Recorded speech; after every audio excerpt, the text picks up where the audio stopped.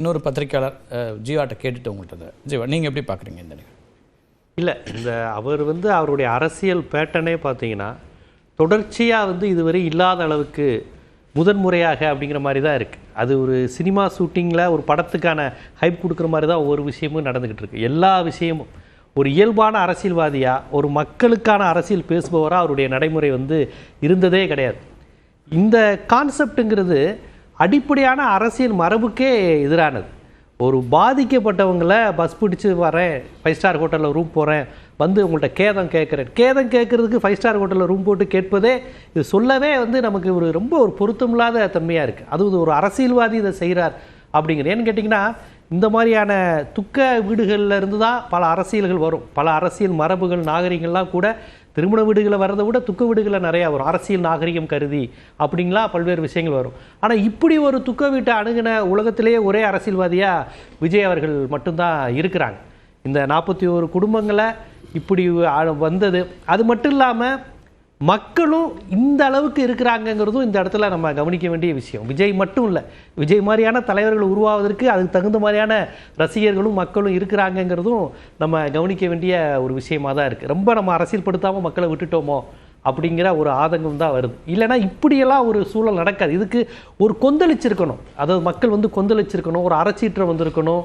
என்ன 30 நாளாக யார் சொல்றீங்க? இந்த சம்பந்தப்பட்ட குடும்பங்களை சொல்றீங்களா? சம்பந்தப்பட்ட குடும்பங்கள், அதில் அந்த நெரிசலில் வந்தவங்க எல்லாரையும் சேர்ந்து இப்படி ஒரு அமைதியை அதை எதிர்கொள்ளக்கூடாதுல்ல. இதை ஒரு எதிர்கட்சிகள் விமர்சிக்கும் போது சந்திப்பை பல பேர் விமர்சிக்கிறாங்க. எனக்கு தெரிஞ்சு இதுக்கு முன்னாடி அப்படி இல்லை. இன்றைக்கு அவர் அங்கே மாமல்லபுரத்திற்கு அழைத்து பார்ப்பது அப்படிங்கிற விஷயத்த நிறைய கிரிட்டிக்கலாக அப்ரோச் பண்ணுறதா தான் பார்க்குறேன். அதாவது ஆதரவு தன்மையில் இருந்தவர்களும் கூட அப்படி தான் இருக்காங்க. அதனால் அது ஒட்டுமொத்தமாக அப்படி நம்பிக்கையின்மை அப்படிங்கிற இடத்துக்கு போகணுமான்னு தெரியல. ஆனால் அவருடைய தொண்டர்கள் அல்லது அந்த குடும்பத்தை சார்ந்தவங்க யாரும் இது வரைக்கும் நெகட்டிவாக பேசல அப்படிங்கிறது ஒரு இல்லை. இதில் நம்ம இந்த விஷயத்தை இவங்க அணுகின விதங்களை கவனித்து பாருங்கள். அந்த சம்பவம் நடந்த அந்த கொடுமையான இரவின் போது காலையில் அவங்க என்ன சொன்னாங்க? இது இயற்கையாக நடக்கலைங்க, செயற்கையாக திணிக்கப்பட்டது. நிறைய பேர் ஸ்ப்ரே அடித்தாங்க, ஒருத்தர் ஏறி நின்னாங்க, திபு திபுன்னு வந்தாங்க, கத்தி குத்து நடந்ததுன்னாங்க. அடுத்த நாள் செந்தில் பாலாஜி பிரஸ் மீட்டில் இதெல்லாம் நடந்துச்சுன்னா எங்கே ஆதாரம், எந்த ஹாஸ்பிட்டலில் அவங்களாம் அட்மிட் ஆனாங்கன்னு கேட்டாங்க. இது ஒரு விஷயம். இப்போ வரையும் அதை சொல்லிக்கிட்டு இருக்காங்களே ஒழிய அதுக்கான ஆதாரம் வரல, நீதிமன்றத்தில் அதை சொல்லலை. அதுக்கப்புறம் அவங்க சொன்னது ரொம்ப முக்கியமான இதற்கு விஜய் தரப்பு பதில் சொல்லியே ஆகணும், வேற ஒன்றும் இல்லை. அவங்க சொன்னது நினைவு இருக்குன்னு நினைக்கிறேன். தாவேகா வழக்கறிஞர் தான் அதை சொன்னார். ஏதோ மார்ச்சவரியிலேருந்து ஒரு 49 பாடியை எடுத்துகிட்டு வந்துட்டு இதுதான் இந்த டிஎம்கே கவர்மெண்ட் காமிக்குதுன்னு ஒரு வார்த்தை சொன்னாங்க. இது ரொம்ப அபத்தமானது. அதாவது செத்து போனவங்க எங்கள் ரசிகரோ, எங்கள் ஆட்களோ, எங்கள் தொண்டர்களோ இல்லை என்பதுதான் முதல்ல அவங்க வச்சது. இந்த சம்பவம் நடந்த போது பதட்டத்தில் இருந்தும் இதிலிருந்து விடுபடுவதற்காகவும் அவங்க பல்வேறு விஷயங்களை சொன்னாங்க. உண்மைக்கு மாறா செயற்கையாக நடந்துச்சு, ஸ்ப்ரே அடித்தாங்க, திட்டமிட்டு கொலை பண்ணிட்டாங்க, கத்தி குத்து நடந்ததெல்லாம் சொன்னாங்க. அப்புறம் செத்து போனது இதெல்லாம் எங்கள் கூட்டத்துக்கு வந்தவங்களே கிடையாது, எங்கேயோ மார்ச்சவரியிலேருந்து வந்த ஆட்கள்லாம் சொன்னாங்க. இப்போ 41 குடும்பம் போயிருக்கேன், இவங்கெல்லாம் இப்படி மார்ச்சவரியிலேருந்து வந்த அந்த குடும்பத்தாரா இல்லை உண்மையிலே கரூர் நெரிசலில் செத்தவங்களா? இப்போ அவங்க ஒப்புக்கொள்கிறார்களா? அப்போ அன்னைக்கு அவங்க போட்டது அபாண்டமான பழி இல்லையா? அதாவது எதிர்ப்பு அரசியல்ங்கிறது ஆரோக்கியம். ஒரு அரசுங்கிறது கண்டிப்பாக விமர்சிக்கணும், அது எந்த கவர்மெண்ட்டாக வேணாலும் இருக்கட்டும். இவர்கள் சொன்னது எல்லாமே உண்மைக்கு முரணானது. சதி கோட்பாடாக இருக்கட்டும், மார்ச்சவரியிலேருந்து எடுத்துகிட்டு வந்துட்டாங்கட்டும். இன்னைக்கு இப்போ இவங்களே 41 பேரை சந்திக்கிறாங்களே, அப்போ 41 பேர் யாரு அப்படிங்கிற அந்த ஒரு விஷயம் அது ஒரு முரணா இருக்கு அப்படிங்கிறீங்க. ஏற்கனவே சொன்ன ஸ்டேட்மெண்ட்லேருந்து நேர் முரணா இருக்கு. அவருடைய செயல்பாடே அது ரொம்ப முரணா காமிச்சிருக்கலாம். அப்போ ஆரம்பத்தில் அவங்க சொன்னது எல்லாம் உண்மைக்கு புறம்பான தகவலுங்கிறது இது நிரூபிச்சுட்டே இருக்கலாம். முதல் கட்ட கருத்தை எடுத்துக்கிறேன். சூர்யா, ஒரு அரசியல் கட்சியா இன்றைய நிகழ்வு நீங்கள் எப்படி பார்க்குறீங்க? முதல்ல இந்த தலைவர்கள் படங்களுக்கு அவரை தனியாக அந்த மரியாதை செலுத்துவது, இதற்கு முன்பு இந்த தூய்மை பணியாளர்கள் போராட்டம் நடக்கும்போது அவர்களை வீட்டிற்கு அழைத்து ஆறுதல் சொன்னது, இல்லை அதை பற்றி பேசுனது, இது எல்லாமே கொஞ்சம் ஈஸியாக கடந்து போக முடிஞ்சது. ஆனால் இன்றைக்கி நடந்த நிகழ்வு ரொம்ப ரொம்ப வித்தியாசமாக இருக்குது. அதற்கு அவர்கள் சொல்லக்கூடிய காரணம் மாநில அரசு அனுமதி தரல, எங்களுக்குரிய பாதுகாப்பு இல்லை, அந்த மாதிரி ஒரு தகவல் அவங்க சொன்னாலும் அதற்கான எந்த காரணங்களையும் இன்னைக்கு வரைக்கும் அவங்க ஆதாரப்பூர்வமாக சொன்ன மாதிரி தெரியல. அதாவது ஒரு பர்மிஷன் கேட்டிருக்கோம், கொடுக்கல அப்படின்றது. இது எப்படி எடுத்துக்கிறதுனே தெரியல. ஒரு அரசியல் சார்பு இல்லாமல் இப்படி பாதிக்கப்பட்டவர்கள் இன்னும் 1 மாதம் கூட முடியல.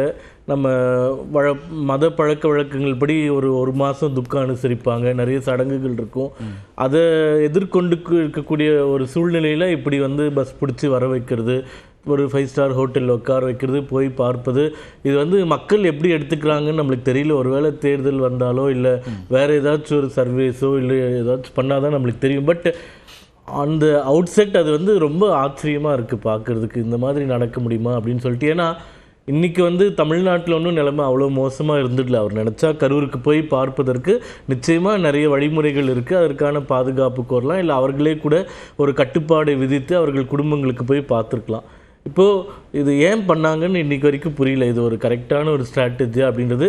பட் நம்மளுக்கு இந்த மாதிரி நம்மளால் இப்படி ஒரு சம்பவம் பண்ண முடியுமா அப்படின்னு யோசித்து பார்த்தா அது ரொம்ப ஒரு கஷ்டமான ஒரு சூழ்நிலை. அதை எப்படி எதிர்கொண்டாங்க, ஏன் பண்ணாங்க, அதுக்கு எந்த விளக்கமும் அவங்க கொடுக்கல. அதனால் ரொம்ப ஆச்சரியப்பட்டு தான் நான் பார்க்குறேன். இது வந்து ஒரு நல்ல ஆச்சரியத்தோட நிற்கிற பாஜக, இல்லை இது வந்து தவறான முன்னுதாரணம் அப்படிங்கிறதெல்லாம் தெரியல, எப்படி சொல்கிறதுன்னு தெரியல. என்னோட பர்சனல் ஒப்பீனியன் நிச்சயமாக அது மிக மிக தவறான ஒரு முன்னுதாரணம். ஏன்னா ஒரு அரசியல் இது ஒரு நடிகராக இருக்கும்போது இது பண்ணால் கூட நம்ம ஏற்றுக்கலாம். நாளைக்கு ஒரு அரசியலுக்கு வரப்போகிற மக்கள் தலைவர் ஆகணும், முதல்வர் ஆகணும்னு ஆசைப்படுகின்றவர் இந்த மாதிரி ஒரு புது கல்ச்சர் கொண்டு வந்தது ஆச்சரியமாக இருக்குது. அடிஷ்னலாக எனக்கு ஒரே ஒரு கருத்து, இன்னைக்கு நீதிமன்றத்தில் இந்த வழக்கு வந்தது.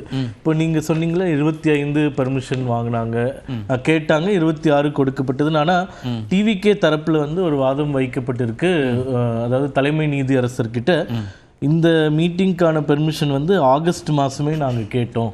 ஆகஸ்ட் மாதம் இவங்க அது இந்த மீட்டிங்க்கா எல்லா மீட்டிங்க்கான்றது அந்த ஸ்பெசிஃபிக்ஸ் எனக்கு தெரியல. பட் இன்னைக்கு நடந்த அந்த கோர்ட் ஆர்கியூமெண்ட்ஸ் பிரகாரம் அவர்கள் ஒரு லாஜிக் இடிக்க வாய்ப்பு இருக்கு. ஏன்னா இந்த தேதியை கடைசி நேரத்தில் மாற்ற கரூருங்கிற மாவட்டத்திற்கு அவர் போவதா இருந்தது வேறு மாதத்துக்கு இல்லை. அது நீதிமன்றத்திலே அரசாங்க தரப்பில் ஏஏஜி வந்து சொல்லிட்டார் 25ஆம் தேதி தான் இந்த பர்மிஷன் கேட்கப்பட்டது. பட் அவர்கள் சொல்லக்கூடிய அந்த ஆகஸ்ட் மாதமே கேட்டுட்டோம். அதோட அவங்க ஆகஸ்ட் மாதம் எந்த இடத்துக்கு கேட்டாங்க, எந்த மாவட்டம் அது தெரியல, கிளியரா இல்லை. பட் எனக்கு அதில் அடிஷ்னலாக அவங்க சொன்னது தான். இப்போ அவர்கள் சொல்வது ராகவாச்சாரி அப்பியர் ஆயிருக்காரு.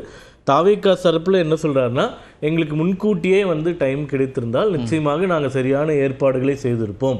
அவர்கள் வந்து நாங்கள் இவ்வளவு காலம் தாமதித்து எங்களுக்கு அனுமதி கொடுத்தது இந்த நிகழ்வு நடந்ததற்கான ஒரு காரணம் அப்படின்னு சொல்லியிருக்காரு. அதில் வந்து உண்மை என்னன்னு தெரியல. இரண்டாவது இன்னொரு முக்கியமான விஷயத்தை சொல்கிறாரு. இது ஒரு எதிர்க்கட்சியாக நாங்களும் குறிப்பிட விரும்பக்கூடிய ஒரு விஷயம். அதாவது நிறைய அரசியல் கட்சிகள் இது போன்ற கூட்டங்களை நடத்துகிறார்கள். அதில் எங்களுக்கு வந்து 23 கண்டிஷன்ஸ் அவங்க போட்டிருந்தாங்க.